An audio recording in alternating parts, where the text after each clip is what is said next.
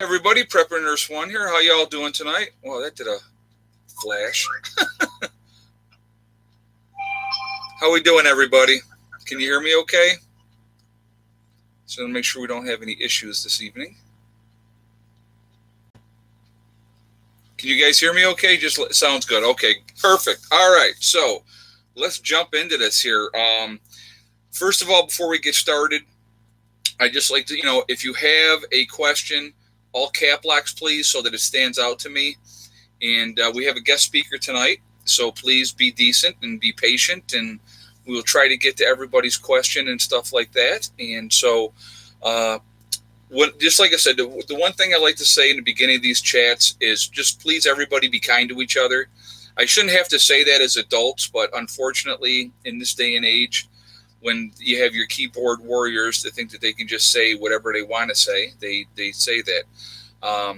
So we're really lucky because I talked to my mom earlier tonight, and she lives in Batavia, which is probably, 45 minutes to an hour away. And they've had the power go off and on several times. So I don't have to worry about the power going off. But if the cable goes out, that would be an issue. So we haven't had any issues up here. Very windy.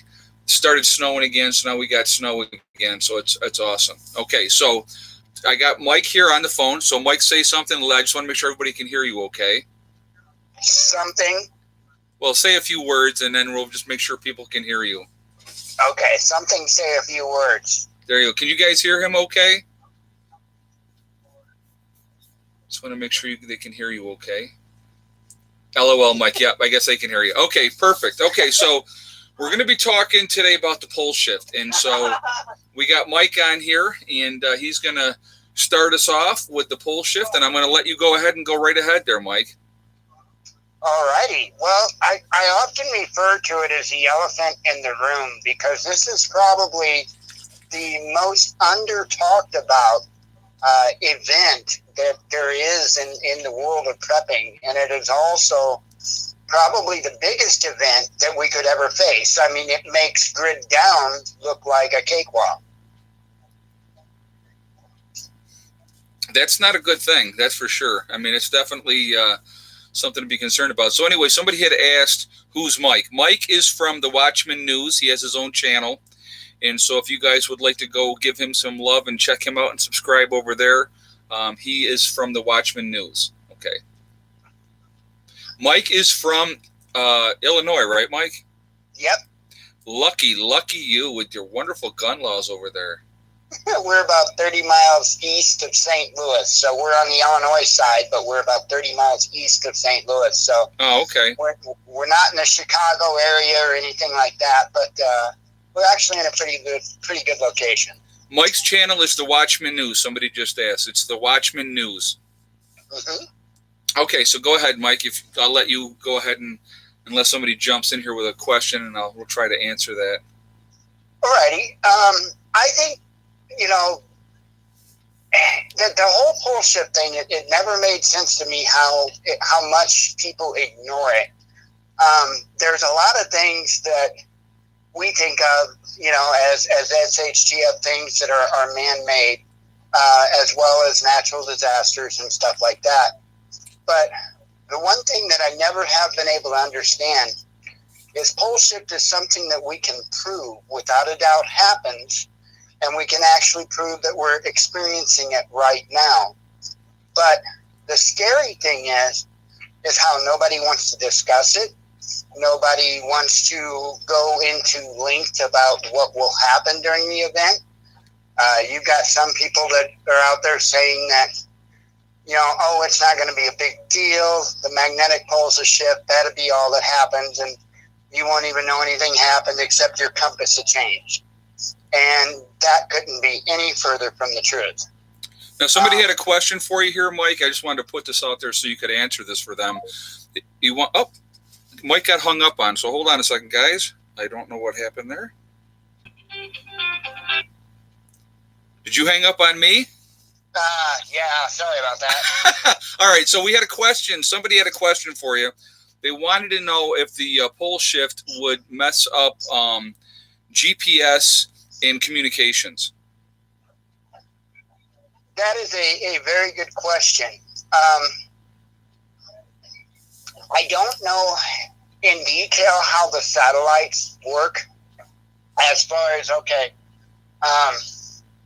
if you have satellites that use GPS to hold their location, then how do the satellite GPSs hold their location? You see what I'm saying? Right. So I don't know the full effects of what will happen with satellites, but here's the thing. I would imagine that most of those satellites at this particular point in time will cease to exist. And the reason why is because even though satellites are, of course, in outer space, they are still within the protection of most of the magnetosphere. Okay. As this shield weakens, as it is, even our satellites are going to be fully exposed to the energy from the sun. So, if there's any little ripple at all, it's probably going to completely knock out the satellites. So I wouldn't rely on satellite technology. Okay, so Mike, somebody's asking, what is the pole shift? So just if you could explain that real quick for the people that don't know what a pole shift is. Okay, a pole shift. Thank you, Mountain Girl. Thank you very much. I'm sorry. Go ahead, Mike. Oh, okay. Most people are referring to a magnetic pole shift when they speak of pole shift. Now, a lot of people will explain it as how the poles will just flip 180 degrees. Some people will talk about what they call a harmonic pole shift. The pole shift that I am referring to is not harmonic, and it is not isolated to the magnetic poles. The reason why I say that is because I don't think a lot of people go the extra mile in thinking this out. And I know there's other theories out there, but work with me on this. The center of the Earth is molten iron spinning. Okay. And you can believe it's flat or hollow or whatever. Just work with me here. We're going right. No, that's fine. We're gonna do another whole video and chat about the flat Earth stuff, and I have a little bit of that'll be another discussion. But so somebody else had just asked. I know you're talking. I don't mean to cut you off, but somebody else had just asked too, real quick, and I want you to be able to try to answer as many of their questions as you can. They wanted to know, will the pole shift affect the weather? Oh, yes. In fact, it already has. The real weird weather that you've been seeing across the Earth is a direct result of pole shift. There was just not but 2 or 3 weeks ago, one hell of a winter storm hit Hawaii. I think 191 mile an hour wind gust or something like that. That's crazy. So you've got snow and freezing rain and all that in places that it's unheard of. Now here's a good question for you, Mike. Somebody's asking, is the pole shift recognized by the professionals? The dead ones and missing ones, yes. Gotcha. Yeah, there's if you look into it, there is a ton of dead and missing climate researchers and climate scientists. And I guarantee you, these are the ones that have been out there trying to speak the very words that I am speaking. I'm not the only one that's out here, by the way. Okay. In fact, I pale in comparison to people like Ben Davison, otherwise known as suspicious observers. Okay. Yep. If you have not seen, he's got a playlist of videos called the Earth Catastrophe Cycle. If you have not seen these, it is imperative that you go watch that series. Okay. Because it will explain it in great detail, all about the pole shift.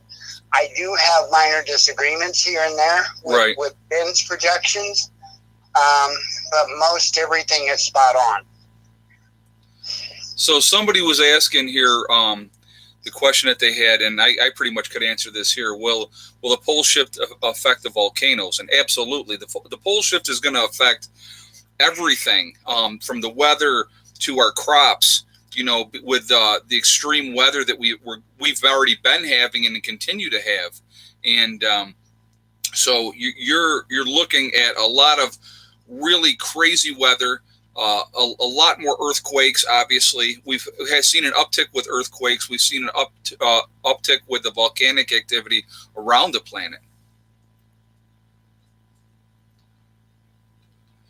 So I'm trying to see if there's another question real quick here for you.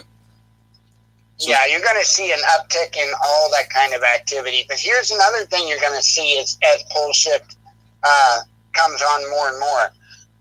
The crazy actions of people. We have seen people just absolutely go crazy. And I know there's been crazy people since the beginning of time. It seems like there's more now. Yeah.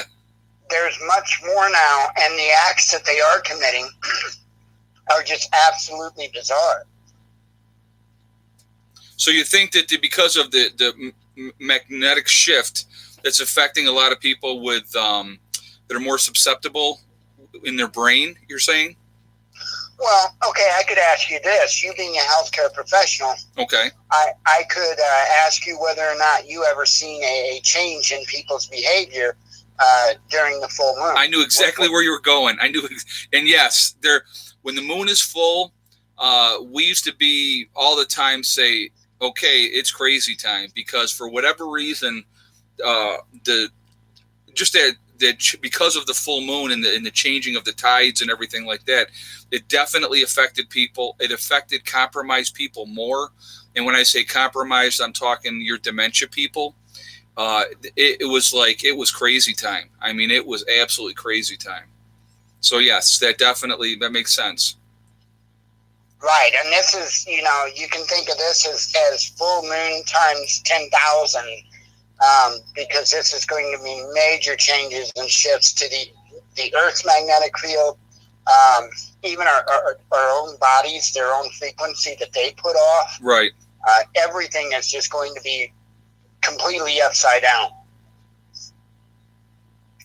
So now it was another question about, will this help usher in a mini ice age? Yes. And I kind of, along with the grand solar minimum that's going on, I think that, so now somebody else had asked, how long do you think before this fully happens? I would say it's a matter of years. It's going to happen quick. So it's already moving things now. I know that, but so it's a gradual thing so it's going to speed up, is what you're saying? Yes, it has been rapidly increasing. I think I misquoted it a few weeks back. I think it's 34 miles every year that the pole is currently moving. Okay. But that's speeding up so fast that even the scientists that have been tracking it are at a complete disbelief as to how fast it's getting to be now, and how quick it's speeding up. So even though 34 miles last year, they're talking that it's going to be more than twice that this coming year. Right. Okay. That's very scary. So somebody else had asked here, and I could actually answer this one because it definitely will. They said I could ask you. I'll go ahead and ask you on this, since we brought you in for this. Was asking about the sloshing effect of the oceans, and will we be having like more tsunamis and stuff like that because of this? I believe so, and the reasons why is, for one, you're going to have a lot of unrest anyway on the Earth. Number two, the Earth, and again, it's in time for the whole flat Earth theory. The Earth has a bulge in the center, and the reason why that bulge is there is from centrifugal force. Okay. And so the Earth spinning, you have all that water mass on the planet, and it's pulling it outwards to center. Okay, so there's a constant tug or a constant pull. Larry, thank you very much. Thank you for the donation. I'm sorry. Go ahead. Oh, that's okay.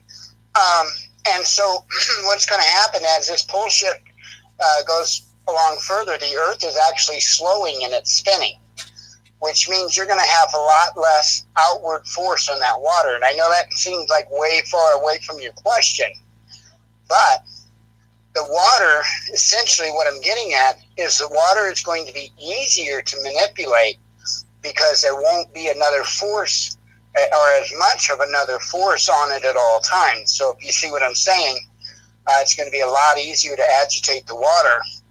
And I think you're going to see things like tsunamis, hurricanes, or anything water/weather or seismic related. You're going to see it happen at much quicker, or much more frequently, I should say. Okay. And it's going to be much more severe. All right. Well, thank you for that answer. It was something else that somebody had just threw up. Okay, so how often does the pole shift happen? Somebody had asked that question, Mike. That is a good question, and I can't give you a solid answer. I don't know if anybody can give you a solid answer. What I can tell you is some say 3,000, some say 6,000, some say 10,000 years, some say I've heard 300,000 years. I'm going to give you my opinion. Okay. I think it's every 6,000. Also, kind of like going with the Mayan calendar, you're saying? The Mayan and the biblical. So I think it follows right around the biblical time period. Schmitty just asked, do you think that the moon is losing gravitational pull from the Earth? Well, that's a good question. I really don't know if the moon has had any effect. That's something I haven't paid attention to. I heard something that the moon is slowly pulling away from the Earth. I don't know if there's much credence to that or not. It's just something that I had heard, that like every year it gets a little bit further away. Yeah, see, I don't know. Yeah, I'm not sure about that. I don't know that would be affected by pole shift, though. There's more at play with that moon than at least I'm aware of, that's for sure. The moon is a very, very odd object. Wisconsin Prepper asks, how will the pole shift affect crop production? Oh, gosh, that's another thing, too, that it already has. Your planting seasons will be different. Not only your time to plant, time to harvest and all that would be different, but your zones are going to change, too, and you've already seen that start to happen. Yeah, I know that it was a weird year last year with growing, that was for sure. Yep. And a lot of people, and I didn't explain this earlier, and I probably should, and you have to understand there's a million people out there with a million theories. I'm basing everything that I'm telling you on my theory, and I've been looking into this for well over 10 years now. Okay. So I'm not saying that, I'm right, but I'm saying that I put some legwork into this. I'm not somebody that watched a few videos, and but So there's a good question, Mike. Sheila Carr just asked, where will the new equator be? Well, and that's going to be answered with what I'm going to say. Okay, so a lot of people think pole shift is 180 degrees. And I'm going to tell you that I don't believe that for a second. I believe pole shift will be a displacement of 90 degrees. I believe your new North Pole that you're looking at getting is going to be located somewhere around the Cairo, Egypt area. No, that's not a coincidence. I believe that the new North Pole will be over the Great Pyramids. Okay. So you can use that, my speculation there, and you could draw yourself what you would call a new equator at that point. Okay. So there are 4 sets of Great Pyramids on the Earth, and this is something you won't hear very often. Those 4 sets of Great Pyramids are located 90 degrees apart from one another on the Earth. I believe one of the many, many purposes of the Great Pyramids is simply a marker. Now, so you said there's 4. I know that they have them down in South America as one of the spots. Mm-hmm. I know they have them in China. Right? Am I correct? I've heard of them in China, yeah. Yep. And then so you got Egypt. Where would the fourth one be? Well, when, ever since we've had this global warming going on. Oh, down in Antarctica, you're saying? they have found, as the ice has been melting, they have been finding pyramids and all kinds of evidence of civilization. I should have known that. All right, let's see. Yeah, any questions you guys have, please put them all in caps so that they stand out. I think the increase in volcanic and seismic activity directly related to the pole shift and fracking and stuff is not helping. Survival Prepping 101 said that. Yeah, I agree.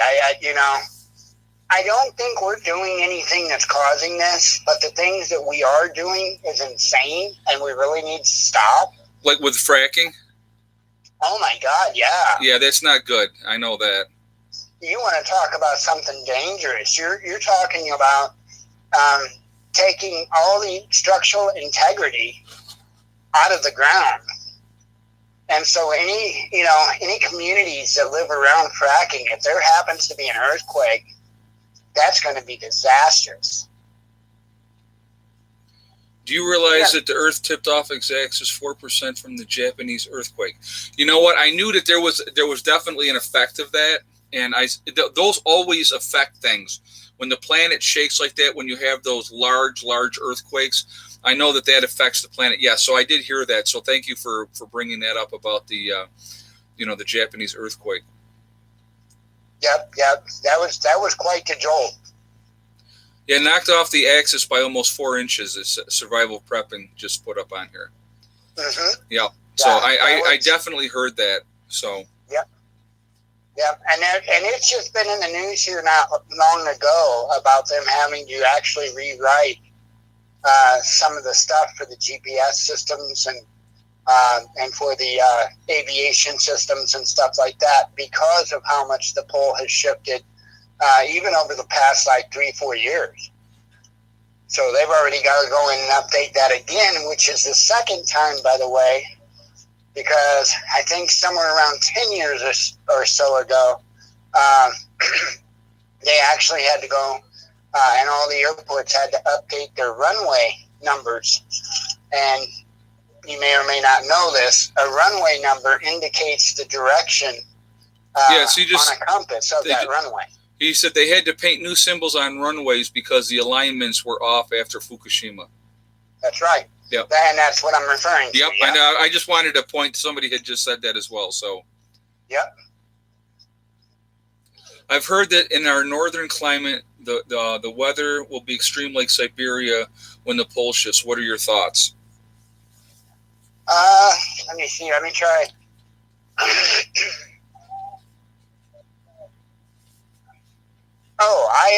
I agree. I think it will. I think the weather in the northern hemisphere is going to get insanely polar, I guess you could say, at least for a little while till the dust settles. Right. I know somebody just put on here, what do you think will happen with the coastal cities? How will they be affected? Oh, I don't think they'll exist. I don't either. I was going to say the same thing. Yeah, they'll be underwater. Imagine think of the tsunami after Hiroshima. That's nothing in comparison to what you're talking about. Right. Absolutely nothing. Somebody just said, do you think the subtropical regions turn polar? I believe that some subtropical regions will be polar, yes. Well, it's funny because it's like one of the things, like New York State, they've showed where in the recent past that at one point glaciers were all in this area because that's how all these Great Lakes formed. Hey, thank you. Merry Christmas. Where do you think the best place to live will be?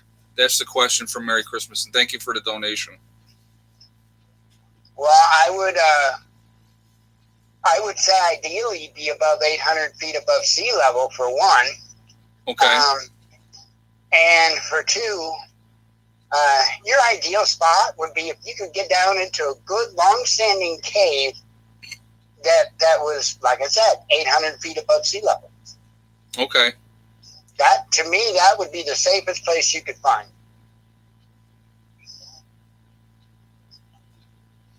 All right, let's see. No, I'm not going to even go there.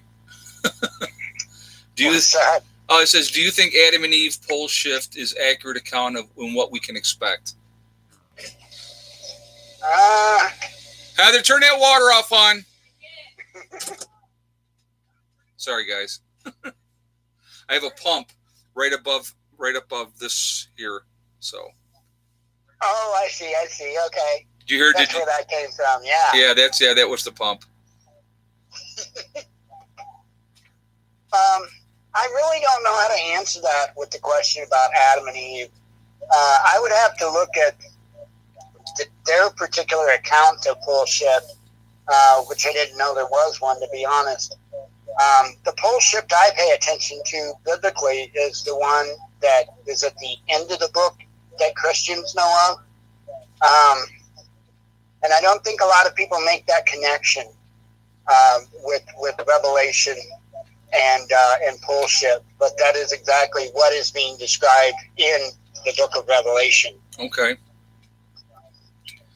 So, there's there's a lot that's going to be definitely affected.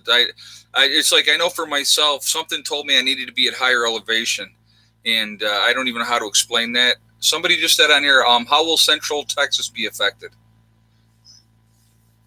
Not really sure. I'd have to look at a topographical map. Yeah, I don't know what the elevation is down there. Yeah, I would have to have some idea of the elevation, and I'd have to look at a topographical map, because if it's just like all flat all the way to the Gulf, it could be in some trouble. Right. If there's no mountain ranges or anything like that would make good water breaks or... Now, somebody had an interesting question here. How much food would you take into the cave to last? Oh, that is a big, good question. First off, you're going to need enough food to last you longer than just the period of time you're going to be out of the elements. And the reason I say that is because things are going to be really messed up for a while. For instance, you could be thrown, and I suspect much of the U.S. will be thrown into a very polar season. It's going to be very cold. There's not going to be much growing food. Right. For a little while. So I would say store you enough to last an entire an entire winter season. Okay. That would be a safe bet. Right. So I was just going to go back to what I was talking about before here for a minute, because somebody had asked this question and I started answering, but I didn't finish. New York was once under ice, and they've kind of proven that, and that's how the Great Lakes were formed, when they pulled back and those deep crevices and stuff were formed, and that's how all the Great Lakes were formed. And like, we have the Finger Lakes down in central New York, and all that is from the last ice age that we had, and so that wouldn't shock me to see that coming again down this way. No, and you've got ancient natural waterways that we have all stared at for years, for instance, the Grand Canyon. Right. Okay, you're going to see that fill with water again. Where we live, and in fact, our head moderator, Evil, lives like right near the bluffs, which is on both sides of the Illinois and Missouri side of the Mississippi River. Those bluffs actually go in quite a ways from where the river is today. In fact, they go in, if anybody knows this area at all, there are bluffs in Collinsville, Illinois, which are, and I'm going to take a guess here, probably about 10 miles as the crow flies from the actual Mississippi River. Oh, okay. So you are going to see that widen back up. You're going to see those old natural waterways, which we look at in beauty and awe today. You're going to see those become riverbeds once again. Okay. Somebody had said on here, they asked the question, will animals be able to sense the pole shift? Oh, most certainly. I think they'll be able to. I think there's going to be mass confusion. There's going to be mass anxiety in animals, whether they be like house pets. You're going to see, I think this is responsible for a lot of the bird die-offs that you've seen. And I think you're going to see a lot more of that happening in the near future. Because their sonar and everything is affected, and they can't fly the way that they're used to. Right. Yep. Exactly. You know, it's funny, too, because somebody had brought up on here, do they think that that's why so many people migrated back in the day? They had to go where the weather was decent so that they could grow and they could survive. So they didn't have all the modern technology that we have now. Somebody had mentioned on here if I could talk about dealing with ice storms and stuff like that. Well, being from New York, we've dealt with a lot of ice storms through the years. And I can remember back, oh my God, I'm trying to remember. Oh, Thomas Turner, thank you very much. Thank you for the donation. Think about the coast water rising 12 feet in 30 years. Yeah, that would put a lot of the cities underwater, Thomas. They sure would. Thank you very much for the donation, by the way. But with the ice storms that we had happen here in New York, and I can remember several of them. I mean, when I was in my 20s and stuff like that, we had them hit, and everything was shut down. I mean, it was, I think it was 91 maybe. I think we had one, and then there was another one like in 87 or something like that. I can't remember exactly the years that they happened, but we had some really, really bad storms up here where we're talking a half an inch of ice on everything. Power lines were down. Power was out forever. They brought all the people in from the different around the country, and they really helped with restoring our power and stuff like that. So it was really, really awesome that way. It was really awesome. But it was amazing. I actually went out driving after the first one when I was in my early 20s, and it was amazing to see. Absolutely amazing to see. How will it affect the Great Lakes in Michigan? That's a good question, Mike. Oh gosh, I haven't really looked that one over real well either. I would, again, that's a situation I'd have to look at the topographical map.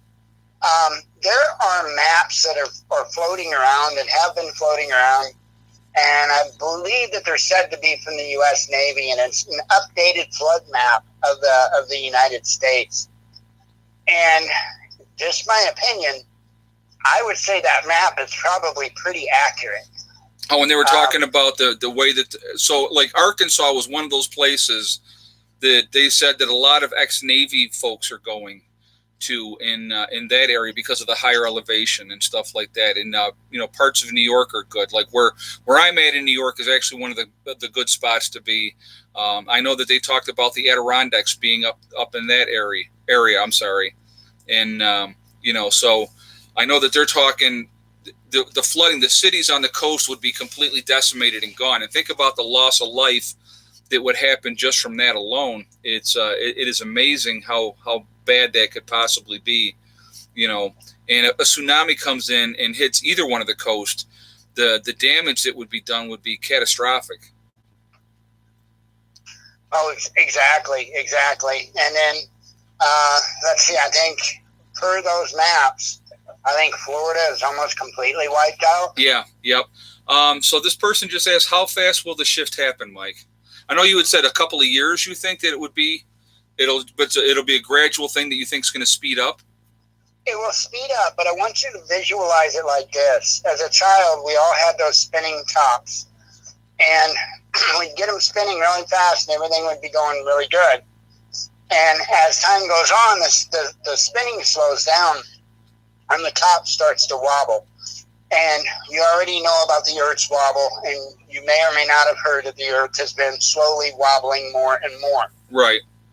That is because the Earth is acting just like that child's top. At some point, you will lose so much momentum and so much of that centrifugal force that that top just flops over. And our pole is going to do very much the same thing. You're going to see it. You're going to physically notice the Earth wobbling more by weird weather pattern shifts and weird seismic activity. Just, it's going to be weird. Trust me. Well, here's a great question by Randy Newman. Are we sure that the shift isn't being manipulated by HAARP? Now, what are your thoughts on that? Well, I wouldn't be so much nearly as concerned about HAARP manipulating it as what I would be CERN. CERN? Okay. And I do have a lot of question on that. Like, is CERN meant to either slow, change, stabilize, or something of that effect? Because the amount of magnetic energy that CERN puts out is it's just unbelievable. Okay. Because somebody else had actually mentioned both HAARP and CERN after I read the first question. How many pole shifts have happened in the last 100 years? Thomas Turner just asked that. Well, it depends what type of pole shift. If you're talking about harmonic shifts, I would have to count them up. There's probably been anywhere between, I would say, 8 and 10 harmonic shifts in the last 100 years. But that's a harmonic pole shift is something totally different. Right. So could you kind of explain the difference for people between a harmonic shift and a pole shift? Yeah, it has to do with your frequency, your resonating frequency, and basically that I assume it flips 180 out when it does it, and I think it's every 10 to 12 years it happens. Okay. It's not even something we notice or recognize. It's not like something that you could feel or pick up on a compass or anything like that. Okay. This is quite different. This is the actual pole shifting, and what's going to happen is, and I started out earlier and I was explaining about the spinning iron in the Earth, the core of the Earth spinning, and how that creates the magnetism. Somebody was just talking about Edgar Casey's map dividing the U.S. into 3 or 4 regions, with California being a series of islands. You know, I know that he did a lot of really amazing stuff while he was in trances, and he talked a lot about these different things, and definitely scary stuff. And he was pretty accurate. Yeah. I'll tell you, it's going to be very interesting, but make sure you've got enough food to get you through a season, right? I would say, and make sure you have the supplies you need to stay warm. I think Hanukkah, to be honest, not to pull it back towards biblical things, but Hanukkah is a celebration of there being enough oil for the lamp. Okay. Well, what do you think the event was that they were trying to survive, that they needed oil for that lamp? I firmly believe it was pole shift. Okay. That they were going through. And that's, I've had a lot of people ask, well, how long does the pole shift last? Well, for the entire pole shift, a long damn time. But for the serious part of the pole shift, the part to where we're going to want to be underground, I think you can look to Hanukkah as a good source for that. Okay. I think you're looking at 7 days. Yeah, Edgar Casey saying 1,000-foot tidal waves and 1,000-mile-an-hour winds. So you definitely, with the winds like that, when a shift would happen, you definitely do not want to be above ground if you can help it. No, and everybody, whether you're talking your Hopi Indians, your Aztecs, your Egyptians, your Christians, they just don't realize it yet. One of these days, Christians will catch up and realize where they were a little misled.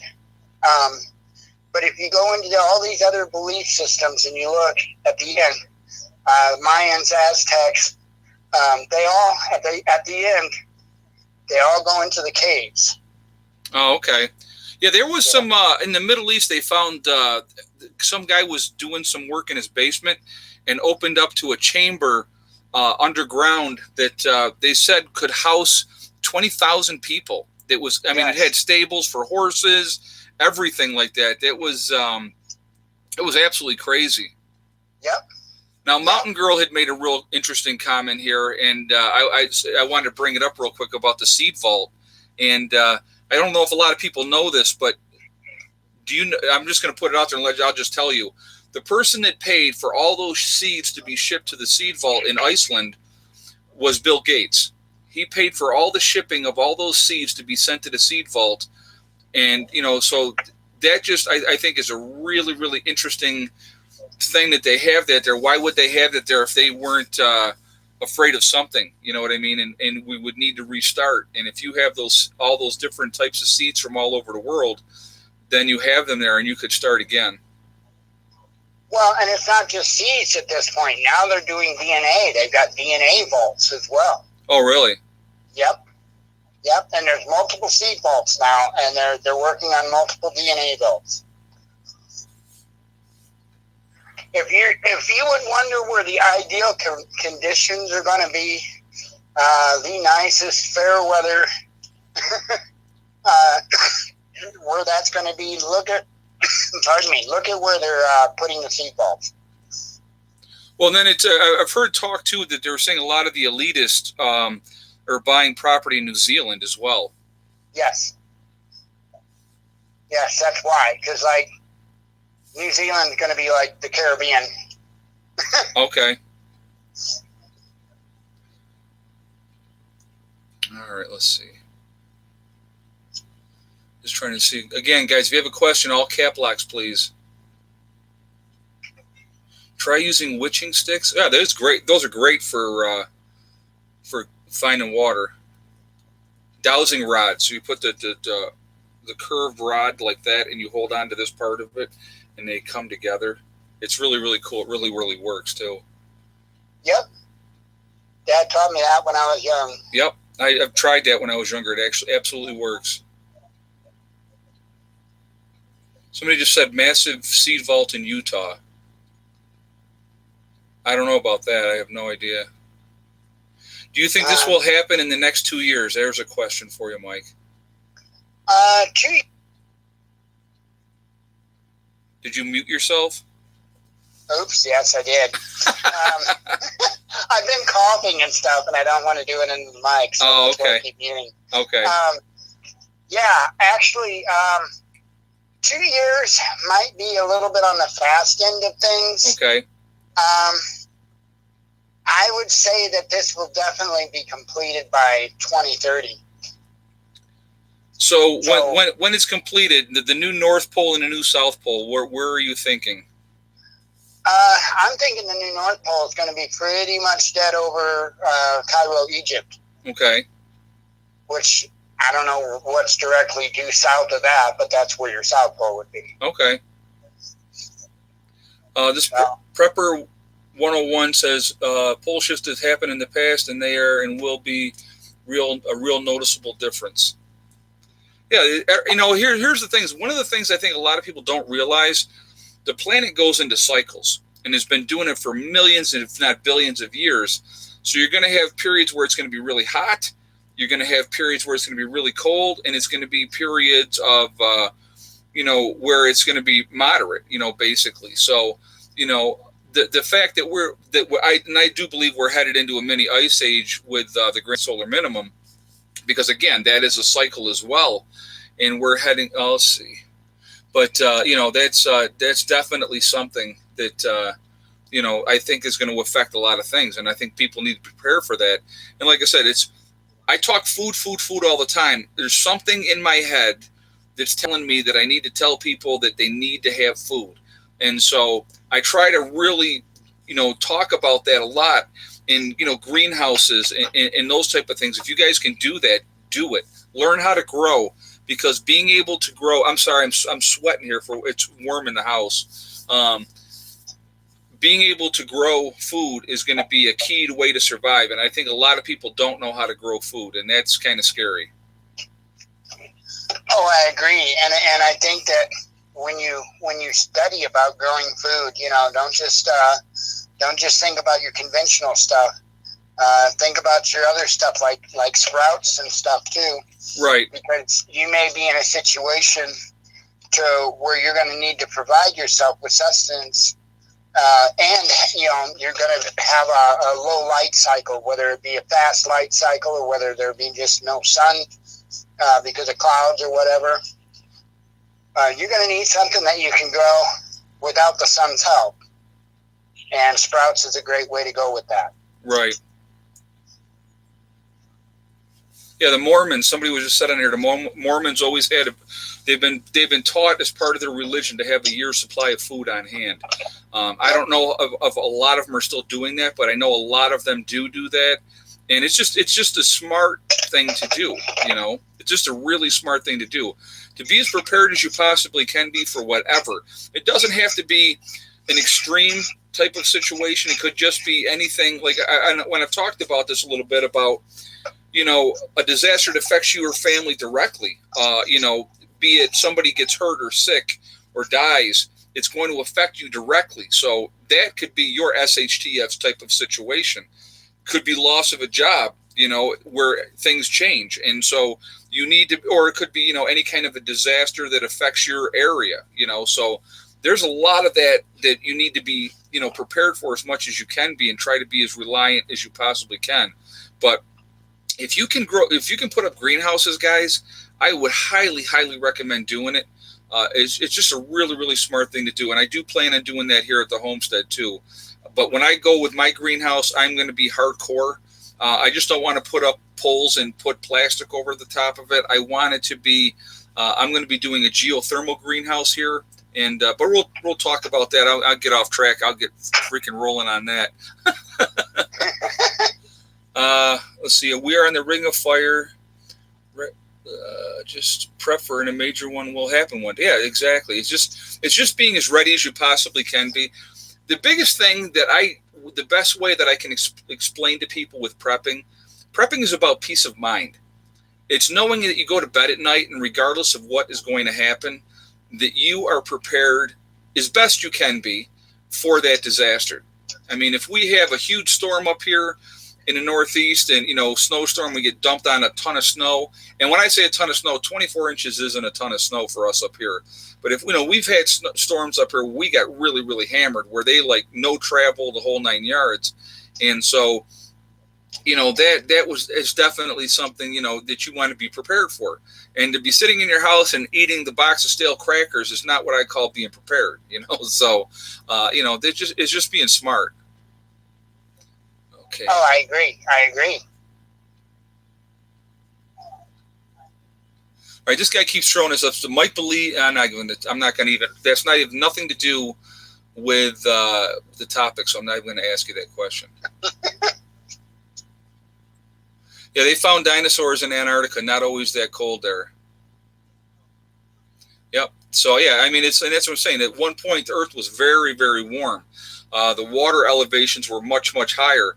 I know that they're talking off the coast of Japan. There is underground stuff there even. So, and that would have been in a colder area time. Thank you, Doros. I hope I said that wrong. War is about to take place over in Venezuela involving the U.S., China, and Russia. Keep up the good work, Prep Nurse One. You're doing God's work. Well, thank you very much. I appreciate that. And thank you for the donation.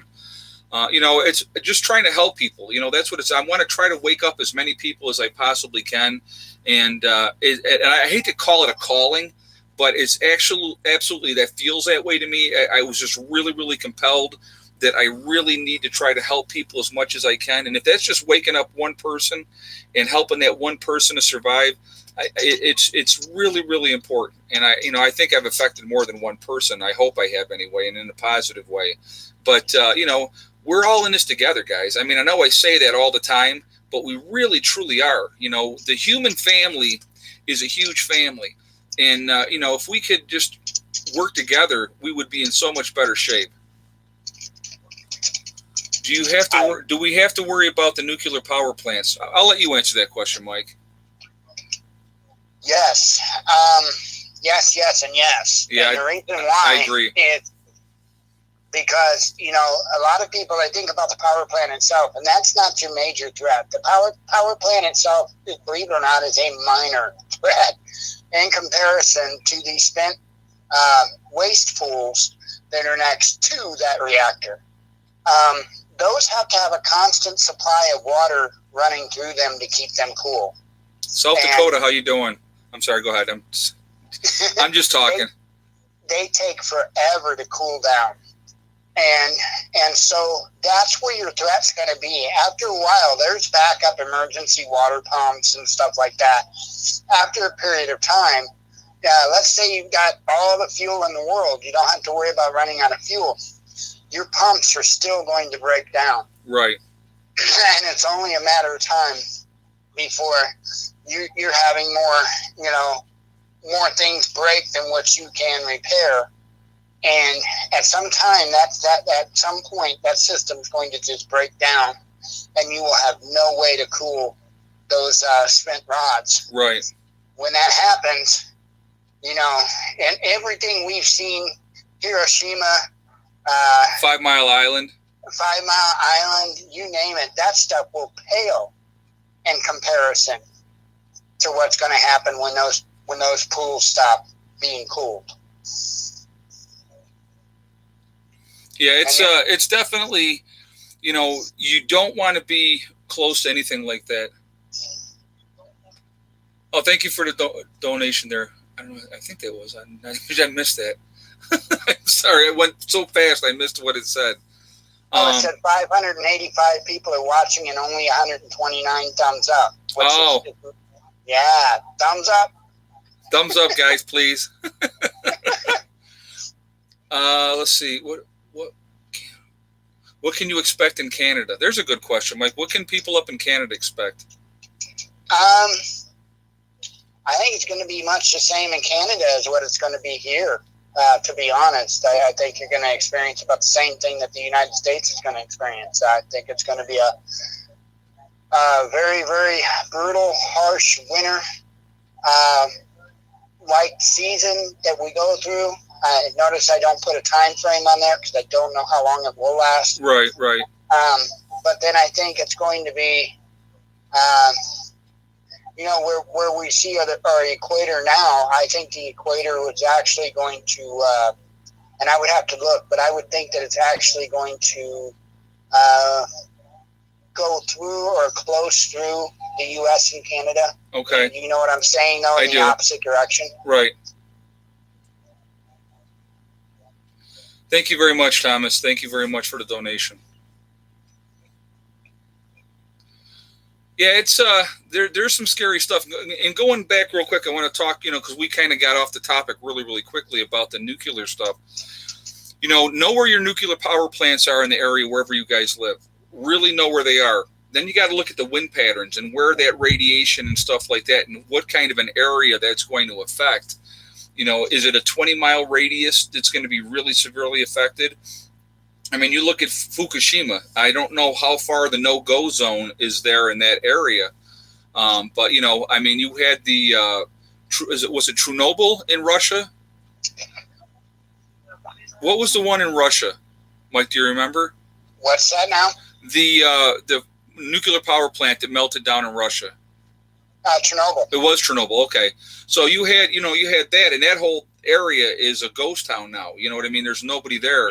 And so, again, you're looking at these different areas, and they're like a small microcosm, and it's an example to pay attention to, so that if you are close to a nuclear reactor, we have one on Lake Ontario, and I'm very, very happy to say I'm nowhere near close to that. And thank goodness, from where I am, the winds normally blow where I'm at from west to east. So, New York City, those areas, all that stuff is going to blow the opposite direction of where we are. So believe me, when I picked my area where I lived, I really picked it strategically. I really looked at everything. Indian Point, New York, Johnny just put up here. Yep. So yeah, there's a lot of things to be concerned about, but you can look at Fukushima, you can look at Chernobyl, you can look at the different nuclear plants that have melted down and what they did and what the area that was affected. So you really want to pay attention to that, and that's a real good way to keep an eye on it as far as from wherever your locations are around the country and around the world.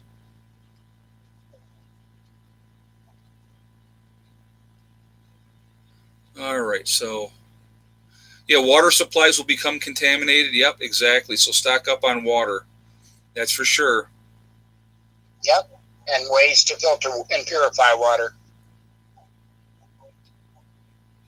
So somebody keeps asking, where will the South Pole be?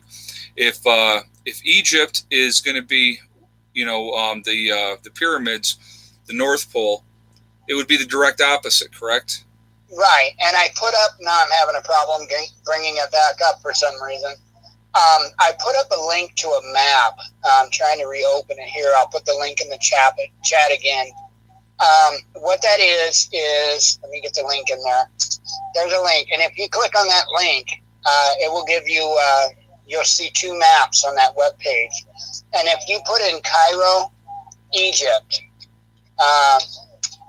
in the search box, it will show Cairo, Egypt in the left map box, or it should. And then we couldn't locate the place. What do you mean you can't locate Cairo? Anyway, if you put Cairo in there, it will show you the opposite side of the earth as that. There we go. And it's actually in the Pacific Ocean. So oh, okay. Well, there you go. It's like it's closer to, I think that's Australia there. It's a little closer to Australia, but it's almost between Australia and South America. Okay, so I hope that answers that question, guys. What elevation should we be at when the pole shift happens? I would say at least 1,000 feet above sea level would probably be a good place to be. That would be a good place to be. But at the same time, Drewman B, your question had absolutely nothing to do with what we were talking about, and there is no stupid question. I've said that before, but we're not gonna address that with today's topic. We're talking about something totally different, and so that's why I did not ask Mike that question. Just so you know. So if you're offended by that, I'm sorry, but we were trying to stay on topic for the most part today. I'm sorry. I just was dealing with what he had said.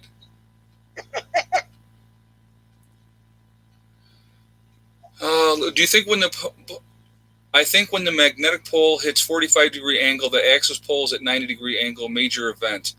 Survival prepping 101. So he was saying that when it hits the angle of 45 degrees and at 90 degrees, there will be a major event. Do you agree with that, Mike? I believe he's very, very close. I think somewhere early on, 42-ish degrees or so, is where we're going to see that flop I was talking about. So yeah, I do believe that's pretty accurate. Now, somebody else had just asked, and I wanted to bring this up. Do you think that it will affect us physically as human beings? Oh yeah, very, very much so. It's going to really mess up our systems. Our bodies. They work so much with the planet, with everything around us. There are so many different types of energies and frequencies and magnetic, I'm trying to think of the right words here. Our bodies are very in tune to the earth. Right.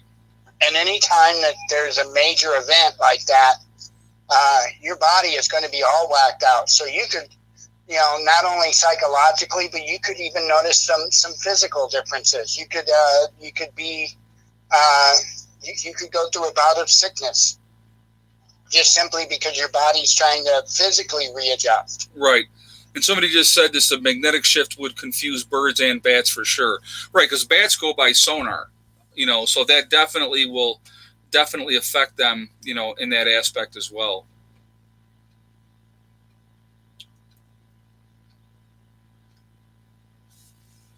All right. How would I didn't even say? I'm sorry, that went too quick. If the water's contaminated, will wild edibles also be contaminated? What do you think of that, Mike? Oh yeah, because that's where they're getting their food from is from that water. So I think it's going to be, I think it's going to be very dependent on location.